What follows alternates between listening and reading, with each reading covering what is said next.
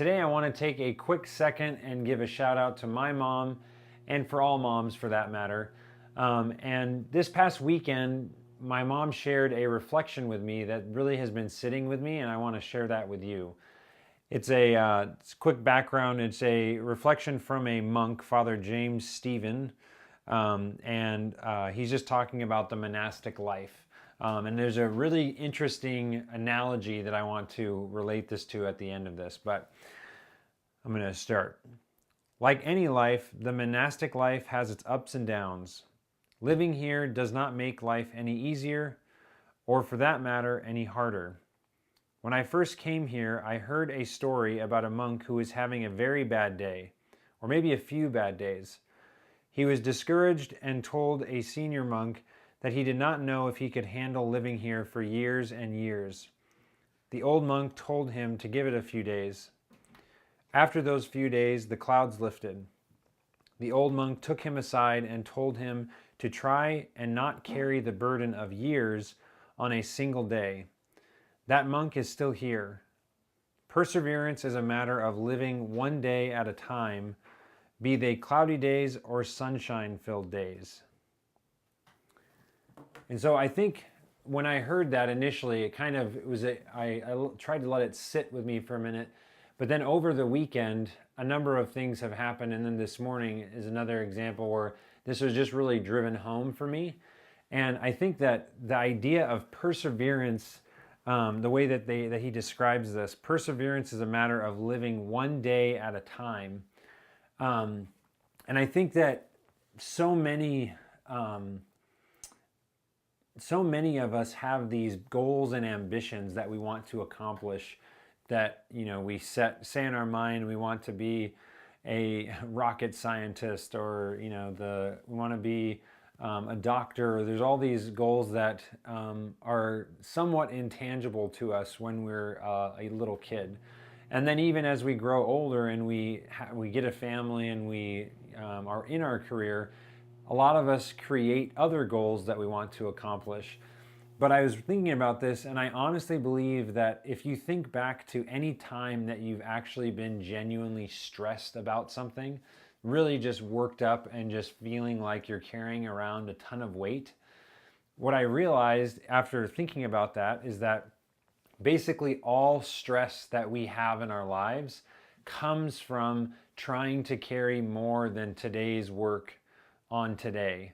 And I think that can be related to a number of things, but the way that I'm injecting this into my life currently is where we want to take Sky Media is a national healthcare marketing company. And so that's a very hard thing to wrap our head around. It's very hard to describe exactly how we will get there, but there's not really a point in trying to put all that pressure onto the situation right now. Or even on a shorter term scale, I've been putting so much pressure and focus on myself to get new business. We need new clients. We need people to pay us for things. We're self-funding this startup and we need more income. And there's all these things that we're trying to get done. And for me, I'm focusing about all these things that have to be done, but I'm telling myself that it has to happen today, when the reality is that all I need to do today is the goals that I have established for myself today. So you still need that long, 30-year goal, 40-year goal, the big audacious goal that you can really bite your teeth into and it's exciting to think about. But in order to accomplish that goal, you have to stay rooted in what can I do right now? Like, can I make one more phone call? Can I make one more video? Can I write one more article? Because that's all you have to do today.